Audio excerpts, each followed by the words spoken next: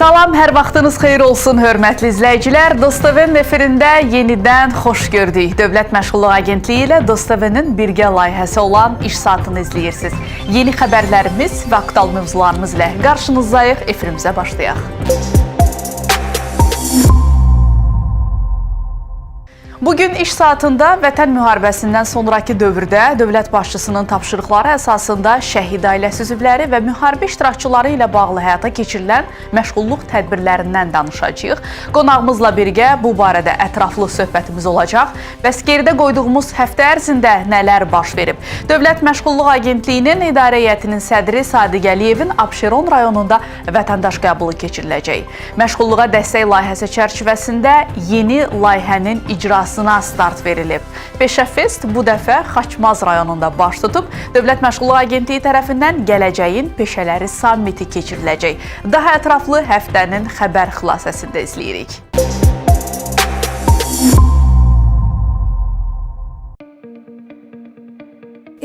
Oktyabr 2025-ci il tarixdə Dövlət Məşğulluq Agentliyinin İdarə Heyətinin sədri Sadiq Əliyevin Abşeron rayonunda vətəndaş qəbulu keçiriləcək. Qəbulda Abşeron rayon sakinlərinin işlə təmin olunma, özünü məşğulluq proqramından yararlanma, peşə hazırlığı kursları və qurumun fəaliyyətinə dair digər sahələrlə bağlı müraciətləri cavablandırılacaq. Qəbula yazılmaq üçün Abşeron rayon sakinləri 17 oktyabr 2025-ci il saat 14:00-dək 070 900 05 80 telefon nömrəsinə zəng edə və ya dma@sosial.gov.az elektron poçt ünvanına məktub göndərə bilər. Dövlət Məşğulluq Agentliyi sosial müdafiəyə xüsusi ehtiyacı olan və işə düzəlməkdə çətinlik çəkən şəxslərin məşğulluğunun təminatına xidmət edən məqsədli proqramların həyata keçirilməsi ilə bağlı işə götürənlər üçün müsabiqə elan edir. Hər bir işə götürən müsabiqəyə yalnız bir layihə təqdim edə bilər. Müsabiqədə qalib gələn işə götürənlərin sosial müdafiəyə xüsusi ehtiyacı olan və işə düzəlməkdə çətinlik çəkən şəxslər üçün iş yerlərinin yaradılması ilə bağlı xərclərinin 75%-dək hissəsi Dövlət Məşğulluq Agentliyi tərəfindən, azı 25% isə işə götürən tərəfindən ödəniləcək. İşə götürənlər dma.gov.az saytında yerləşdirilmiş link vasitəsilə müsabiqədə iştirak üçün müraciət edə bilərlər. Dövlət Məşğulluq Agentliyinin təşkil etdiyi Peşə Fest tədbiri bu dəfə Xaçmaz rayonunda keçirilib. Peşə Öyrən Gələcəyini Qur devizi ilə təşkil edilən festival gənclərin və şagirdlərin peşə seçiminə, onların karyera istiqamətində doğru addım atmalarına dəstək olmaq məqsədi daşıyır. Peşə Festdə ümumilikdə 14 peşə üzrə maarifləndirici tədbirlər təşkil olunub. Festival iştirakçıları bu peşə sahələri üzrə inkişaf etməyin yolları, tələb olunan bacarıqlar və ixtisas seçimi barədə faydalı məlumatlar əldə etmək, mütəxəssislərlə ünsiyyət qurmaq imkanı qazanıblar. Peşə Fest 2025-ə oktyabrın 22-sində Bakıda, Baku Crystal Hall'da keçiriləcək tədbirlə yekun vurulacaq. Dövlət Məşğulluq Agentliyi Dünya Bankının maliyyə dəstəyi ilə icra etdiyi məşğulluğa dəstək layihəsi çərçivəsində sosial cəhətdən həssas şəxslər üçün əlavə iş yerlərinin yaradılması pilot layihəsinə başlayır. Layihə ilkin mərhələdə Bakı, Abşeron Xızı, Quba Xaçmaz və Lənkəran Astara iqtisadi rayonlarını əhatə edəcək. Layihəyə özünü məşğulluq proqramı çərçivəsində qurduğu təsərrüfatı son bir il ərzində fəaliyyətdə olan və müraciət tarixinə Azərbaycan Respublikasında vergilər və digər icbari ödənişlər üzrə vaxtı keçmiş öhdələri olmayan proqram iştirakçıları müraciət edə bilərlər. Layihədə iştirak etmək istəyən şəxslər dma.gov.az saytında yerləşdirilmiş link vasitəsilə qeydiyyatdan keçə bilərlər. Son müraciət tarixi 24 oktyabr 2025-ci ildir. Dövlət Məşğulluq Agentliyinin təşkilatçılığı ilə ölkəmizdə ilk dəfə Gələcəyin Peşələri sammiti keçiriləcək. Tədbir 30 oktyabr 2025-ci il tarixində Naxçıvan şəhərində Gələcəyə tərəf devizi altında təşkil olunacaq.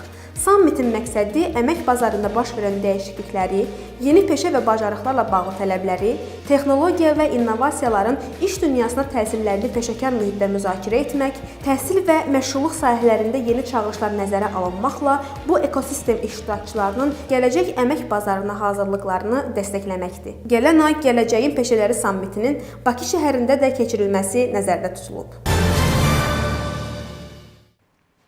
Ötən həftə regional məşğulluq filialları tərəfindən yeni işə götürənlərlə görüşlər keçirilib, yeni peşə hazırlığı kurslarının icrasına başlanılıb və digər məşğulluq tədbirləri icra olunub. Ümumilikdə 6-10 oktyabr tarixlərində 45-dən çox tədbir keçirilib.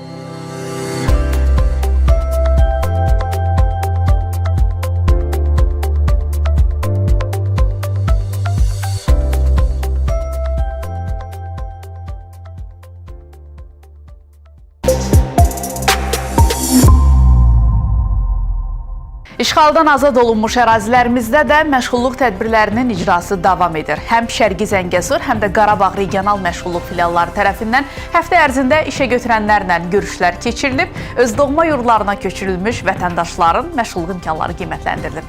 Ətraflı təqdim edirik.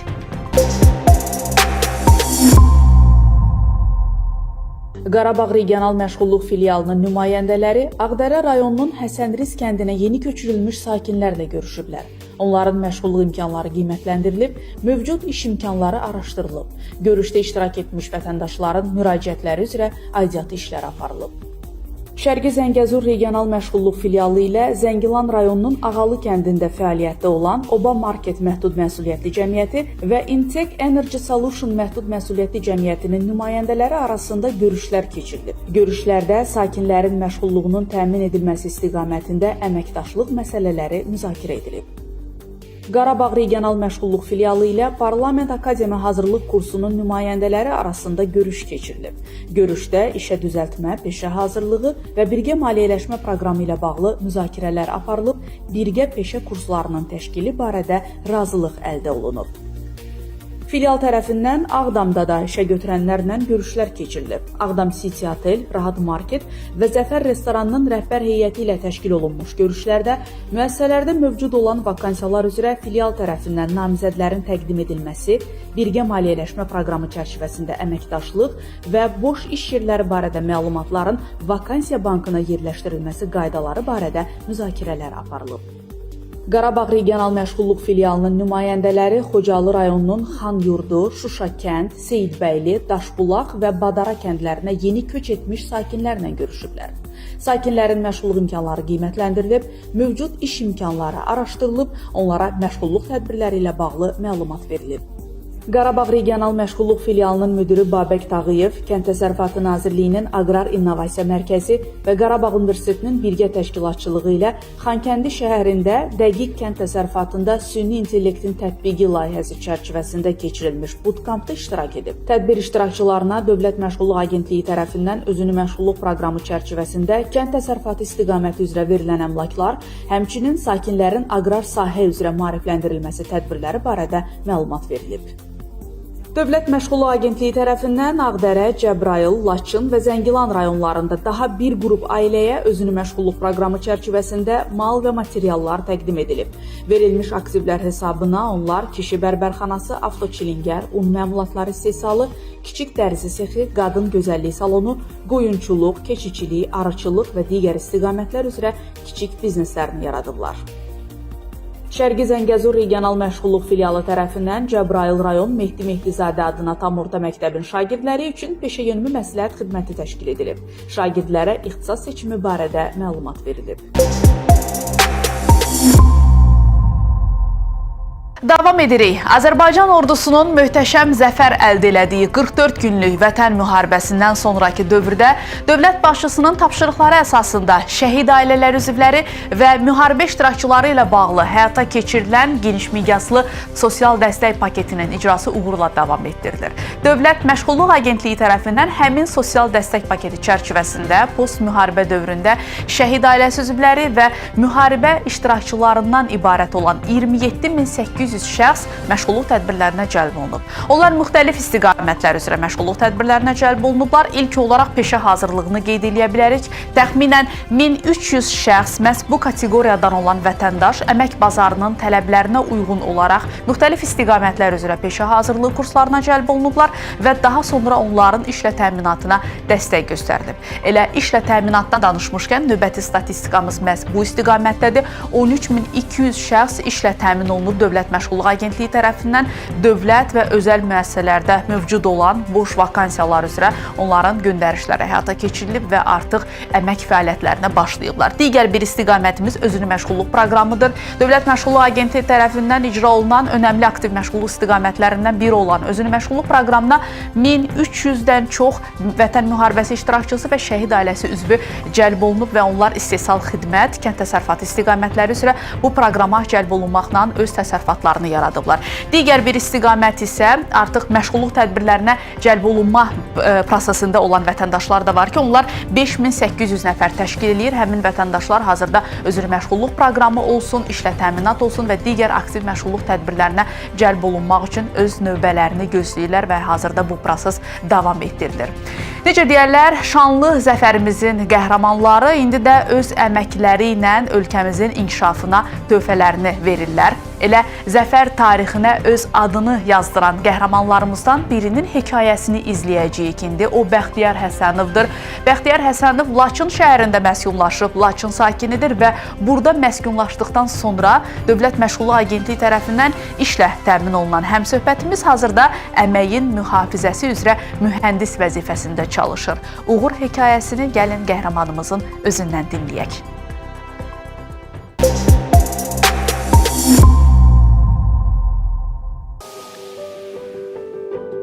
Əslən, Laçın rayonundanam, lakin Bakıda böyümüşük. Laçını ümumiyyətlə biz evdə valideynlərimizdən, böyüklərimizdən eşitmişik bunun təbiəti haqqında, gözəlliyi haqqında və bugünkü gün biz Laçında olduğumuzda həqiqətən bu deyilən sözlərin nə dərəcədə doğru olduğunu görürük. Mən özüm də 2-ci Qarabağ müharibəsi iştirakçısıyam. Laçının azad olunmasına görə Azərbaycan Respublikası Prezidentinin cənab İlham Əliyev tərəfindən Laçının azad olunması uğrunda Laçın medalına təltif olunmuşam. Vətən müharibəsindən sonra biz artıq bugünkü gün Laçına öz ailəmizlə bir yerdə köçmüşük və bizə evimiz təqdim olunubdur. Laçına köç etdikdən sonra Dövlət Məşğulluq Agentliyinə iş üçün müraciət etdim. Məşğulluq Agentliyi də məni Laçında keçirilən əmək yarmarkasına yönləndirdi. Mən əmək yarmarkasında iştirak etdim və orada Laçın istirahət kompleksinin vakansiyalarından tanış oldum. Dövlət Məşğulluq Agentliyinin göndərişi ilə Laçın istirahət kompleksinin müsahibəsinə dəvət olundum və orada müsahibədən uğurla keçdim və bugünkü gün Laçın istirahət kompleksində əməyin mühafizəsi üzrə mühəndis vəzifəsində işləyirəm. Həm müştərilərimizin, həm işçilərimizin təhlükəsizliyini burada təmin edirik. Potensial olan təhlükələri minimuma endiririk. Üzə çıxan riskləri qiymətləndiririk və həmin o qiymətləndirmə zamanı biz təhlükələri minimuma endirib iş yerində təhlükəsizlik qaydalarına riayət etmiş oluruq.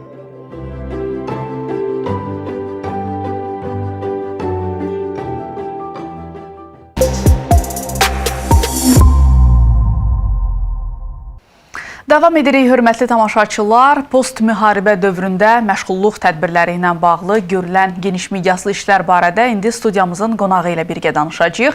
İş saatının bugünkü qonağı Dövlət Məşğulluq Agentliyinin Məşğulluq Tədbirləri Departamentinin müdir müavini Eldar Əliyevdir. Xoş gördük sizi, Eldar bəy, xoş gəlmisiniz. Xoş gördük, təşəkkür edirəm. Eldar bəy, bugün post-müharibə dövründə məşğulluq tədbirləri ilə bağlı görülən işlərdən danışırıq. Bilirik ki, 44 günlük vətən müharibəsi başa çatdıqdan sonra dövlət başçısının da tapşırıqlarına uyğun olaraq Əmək və Əhalinin Sosial Müdafiəsi Nazirliyi tərəfindən, eləcə də Dövlət Məşğulluq Agentliyi tərəfindən geniş miqyaslı işlərin görülməsinə başlanıldı ki, həm şəhid ailəsi üzvləri, həm müharibə veteranları, müharibə ilə əlaqədar əlilliyi olan şəxslər, onların məşğulluq tədbirləri ilə əhatə olunmaları həyata keçirilsin. Ümumilikdə buradan başlayaq. Bu proses necə təşkil olundu post-müharibə dövründə? Düzgün qeyd edirsiniz ki, ümumiyyətlə 44 günlük vətən müharibəsindən sonra ölkəmiz yeni bir inkişaf mərhələsinə qədəm qoydu. Bu inkişaf mərhələsində nəinki işğaldan azad olunmuş ərazilərin bərpa edilməsi, həmçinin müharibədən əziyyət çəkmiş, təsirlənmiş vətəndaşlarımızın məşğulluq imkanları, məşğulluq səviyyələrinin artırılması ölkə olaraq əsas prioritetlərdən birinə çevrildi. Bu istiqamətdə qeyd etdiyiniz kimi həm nazirlik olaraq, həm Dövlət Məşğulluq Agentliyi olaraq üzərimizə düşən vəzifəni dərk etmişdik və bu vəzifələr çərçivəsində müəyyən işlər görülüb və görülməyə davam edir. Belə desək, bu çərçivədə biz şəhid ailəsi üzvləri, müharibə veteranları və müharibə əlilləri ilə bağlı bu prosesdə müəyyən onlara güzəştlər, müəyyən növbədən kənar Dövlət Məşğulluq Agentliyinin təqdim etdiyi xidmətlərə uyğun olaraq onları proqramlara, tədbirlərə cəlb edirik və prosesimiz həm Dövlət Məşğulluq Agentliyinin regional filiallarında və həmçinin aparatın özündə belə deyək aparılır və kompleks tədbirlər görülür.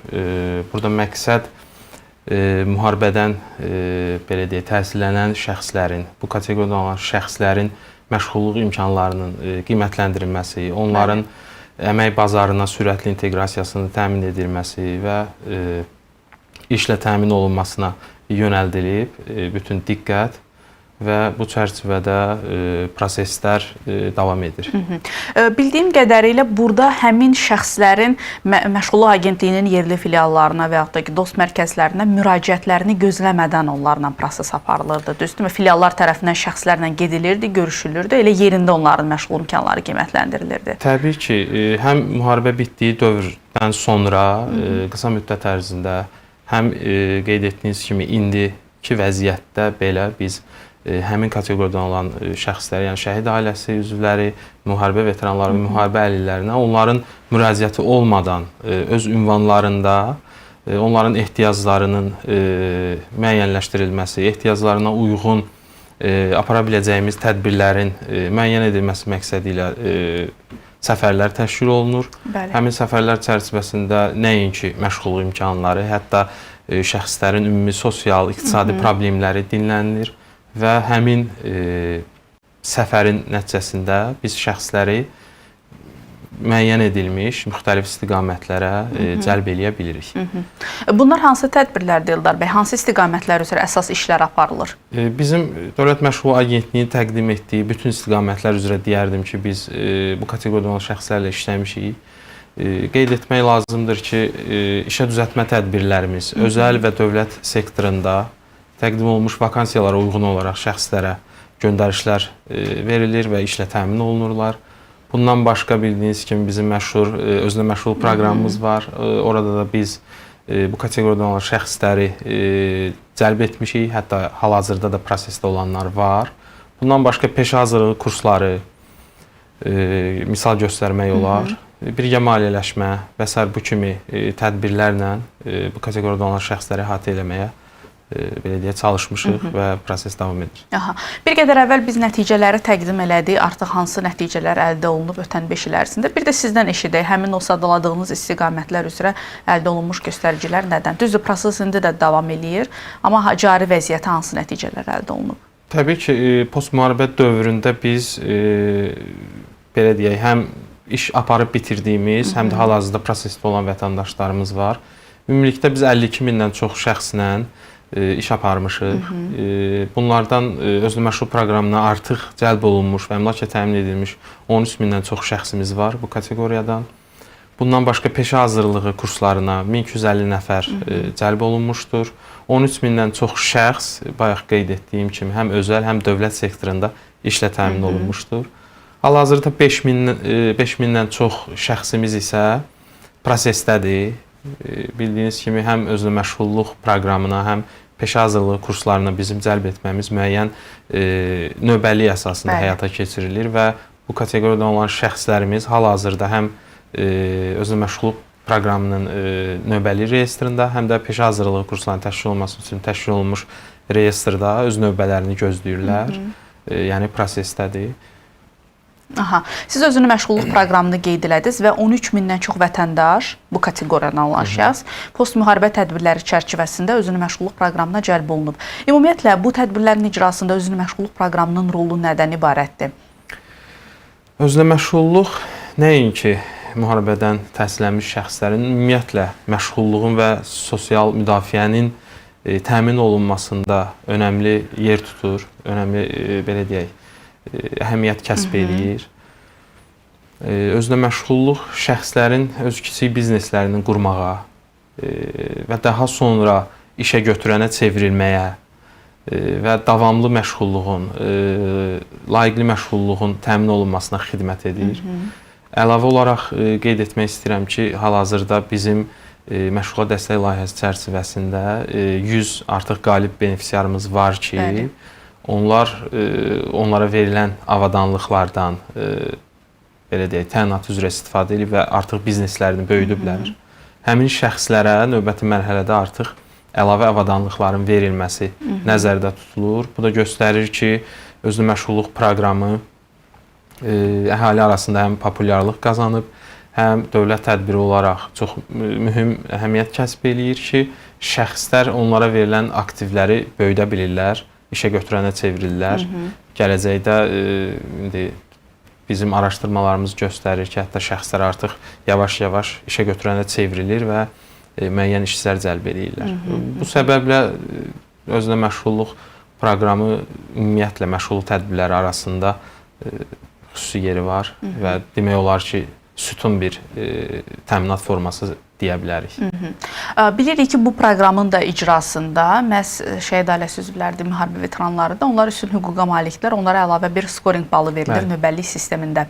Ümumiyyətlə də həm qaydalar, həm də məşğulluq tədbirlərinin icrası zamanı qanunvericilik nə deyir? Bu kateqoriyada olan şəxslərə hansı üstün hüquqlar tanınır?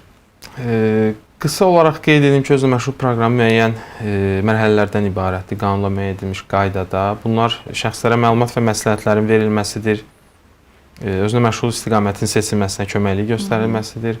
Daha sonra şəxsin şəraitinin yoxlanmağı üçün, belə deyək, özünə məşğul uyğunluğunun yoxlanılması üçün ilkin monitorinqlərin təşkilidir. Biznesini quracaq şəxslərə təlim mərhələsidir ki, hansı ki, orada şəxslər biznesdə fəaliyyət göstərməyin yollarını, kiçik də olsa bir giriş üçün müəyyən bir məlumatlar əldə edirlər. Daha sonra əmlakların təqdim edilməsi mərhələsidir ki, biz burada vətəndaşa 1 il müddətində əmlakları natural şəklində istifadəyə veririk təhvil təslim aktı ilə. Daha sonra isə yekunda 1 il ərzində şəxsin yekun monitorinq dediyimiz monitorinq mərhələsi gəlir ki, burada şəxsin ona verilən əmlakdan təyinatı üzrə istifadə edib etməməsi yoxlanılır. Şəxs əgər təyinat üzrə bu əmlaklardan istifadə edirsə, artıq həmin əmlaklar onun mülkiyyətinə verilir. Bu çərçivədə, bu mərhələlərdə sadaladığımız kateqoriyalara üstünlük hüququ verilir. Növbədən kənar bu proseslərə cəlb olunurlar. Bayaq qeyd etdiyim kimi, növbəllik reyestrində bizim şəxslərin hər birinin ayrı-ayrılıqda skorinq balları dediyimiz bir sistemlə növbəlikdə gözləyirlər və həmin sistemdə, həmin reyestrdə bu kateqoriyadan şəxslər müəyyən üstünlüyə malikdir ki, sıravi digər vətəndaşdan fərqlənir və növbəllik reyestrində daha öndə görsənir və bu da onu gətirib çıxarır ki, sadaladığım mərhələlərə bu kateqoriyada olan şəxslər daha tez cəlb olunur və daha tez əmlakla təmin olunurlar və bu şəxslər qanunla müəyyən edilmiş qaydada üstünlük hüququna malikdirlər. Eldar bəy, ola bilər ki, kimdəsə sual yaransın ki, mən bu proqramdan yararlanmaq üçün hara və necə müraciət eləməliyəm? Elə bir şəhid ailəsi üzvü və yaxud da ki, müharibə iştirakçısı, müharibə veteranı ola bilər ki, onlar öz işlərini qurmaq istəyə bilərlər və yaxud da ki, yeni bir peşəyə yiyələnmək istəyirlər. Bu proses, müraciət prosesi və son nöqtəyə, finala gələnə qədər keçməli olduğu mərhələlər nələrdir? Bütün şəxslər, hansı ki, bizim təqdim etdiyimiz tədbirlərə qoşulmaq istəyirlərsə, tək şəxsiyyət vəsiqəsi ilə Dövlət Məşğul Agentliyinin regional məşğulluq filiallarına və eləcə də dost mərkəzlərinə müraciət edə bilərlər. Onların müraciəti belə deyək, əsnasında onların məşğulluq imkanları qiymətləndirilir və məşğulluq imkanları qiymətləndiriləndən sonra onların hər birinə ayrı-ayrılıqda fərdi məşğulluq proqramı tərtib olunur ki, həmin fərdi məşğulluq proqramında bizim təqdim etdiyimiz xidmətlər sıralanır. Misal üçün, elə adam var ki, ona özünə məşğulluq uyğun tədbiri kimi çıxır FNP-sində, fərdi məşğulluq proqramında. Və elə insan var ki, misal üçün işə düzəltmə tədbirləri və yaxud peşə yönümü məsləhət xidmətləri və ya peşə hazırlığı. Yəni, hər fərdə münasibətdə FNP-də dəyişikliklər olur. Növbəlik əsasında FNP-nin icrası karyera məsləhətçisi və vətəndaş tərəfindən həyata keçirilir. Yəni, sizin suala gəldikdə şəxs tək şəxsiyyət vəsiqəsinə müraciət edir, işsiz kimi qeydiyyata alınır, məşğul imkanı qiymətləndirir, FNP tərtib olunur, qısa desək, və FNP-yə uyğun olaraq şəxsdən iş aparılır. Və sadaladığım bu tədbirlərə şəxslər cəlb olunurlar. Ümumiyyətlə, özünü məşğulluq proqramına məhz müharibə veteranları, müharibə iştirakçısı olsun, bu kateqoriyadan olan şəxslərin daha çox marağı var deyə bilərik. Ümumiyyətlə, statistika nəyi göstərir? Ümumiyyətlə, özünə məşğulluq proqramına bayaq da qeyd etdiyim kimi populyar bir tədbirimizdir və vətəndaşlarımızın ümumi fərq qoymadan, belə deyərdim ki, tələb olunan bir tədbirimizdir. Təbii ki, bu kateqoriyadan olan şəxslərin də düzgün qeyd edirsiniz ki, onların istəyi, arzusu ilə özünə məşğulluq proqramında öz kiçik bizneslərini qurmaqdır və bizim də işimiz onlara köməklik göstərməkdir. Hazırda da filiallar tərəfindən bu proses aparılırmı? Yəni görüşlər keçirilsin, onları müəyyən məşğulluq tədbirlərinə cəlb eləmək üçün hansısa bir proseslər həyata keçirilsin ki, ola bilər kimsə xəbərsiz qalıb və yaxud da ki, məlumatı yoxdur və s. Yəni bu proses hazırda da davam eləyirmi? Təbii ki, bu proses bütün respublika üzrə davam eləyir. Bu kateqoriyalı şəxslər daim diqqət mərkəzindədir bizim tərəfimizdən. Və mən əlavə olaraq qeyd etmək istəyirəm, bir də belə deyək, təkrar etmək istəyirəm ki, bizim işğaldan azad edilmiş ərazilərimizdə artıq xidmət şöbələrimiz qurulub. Həmin xidmət şöbələri, mən deyərdim ki, fasiləsiz olaraq, köçə uyğun olaraq hər bir şəxsin qapısında monitorinqlər deyək də, səfərlər deyək, təşkil edir və bayaq qeyd etdiyim kimi, şəxslərin məşğulluq imkanlarını dəyərləndirir, onların ehtiyacı dinlənilir və o istiqamətdə işlər aparılır. Yəni, nəinki biz vətəndaşlarımızı gözləyirik, hətta biz onların qapısına gedirik, onlara məlumat veririk ki, belə tədbirlərimiz var və onların ehtiyacını ölçürük. Eldar bəy, son olaraq bunu da soruşmaq istəyirəm. Məşğulluq marafonu icra olunmuşdu, bilirsiniz, müharibədən sonraki dövrdə. Çox uğurlu bir kampaniya olmuşdu, yaxşı da nəticələr əldə olunmuşdu. Ümumilikdə belə prosesə baxanda işə götürənlərin fəaliyyətini necə qiymətləndirmək olar? Onlar da maraqlıdırlarmı bu kateqoriyada olan şəxslərə dəstək olsunlar?